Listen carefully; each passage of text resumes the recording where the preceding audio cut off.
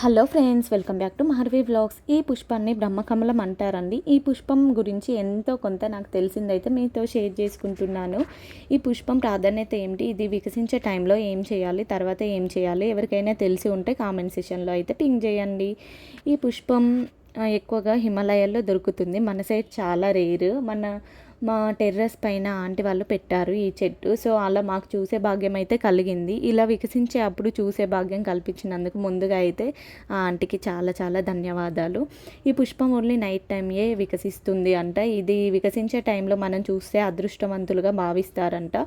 ఇది 16 డేస్ తర్వాత ఈరోజు వికసిస్తుంది. ఓన్లీ 4 అవర్స్లో అలా మొత్తం పుష్పంలా అవుతుంది. మళ్ళీ ముడుచుకుంటుంది, అలానే ఉండదు వికసించినట్టుగా. వికసించాక పూజ చేయాలి. ఫస్ట్ అయితే మంగళహారతి వెలిగించి కుంకుమ పసుపు వేసేసి అగరబత్తులు ముట్టించి హారతి ఇవ్వాలండి.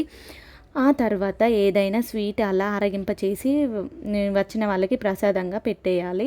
వెళ్ళిన వాళ్ళు మంచిగా ఏదైనా కోరిక కోరుకొని దైవభక్తితో పుష్పాన్ని మొక్కుకోవాలి. ఆ తర్వాత ఈ ఫ్లవర్ని కోసేసి శివుని దగ్గర పూజ చేసి పెట్టాలంట. శివయ్య తండ్రికి చాలా చాలా ప్రీతికరము ఈ పుష్పం అంటే. సో అందుకని శివుని దగ్గర పెడతారంట. బ్రహ్మకమలం అంటే బ్రహ్మదేవుడు దానిపై కూర్చున్నట్టు అని మన హిందూ పురాణాల్లో చెప్తూ ఉంటారు. అండ్ ఈ ఫ్లవర్ని అబ్జర్వ్ చేస్తే లోపల నుంచి బ్లాక్ కలర్లో శివలింగం ఆకారంలో కనిపిస్తుంది. అండ్ ముందు సైడ్ వచ్చేసి త్రిశూలంలా కనిపిస్తుంది. చాలా బాగుంది ఈ ఫ్లవరు. నేను ముందు దగ్గర నుంచి చూపించాను కదా, ఒకసారి అబ్జర్వ్ చేయండి.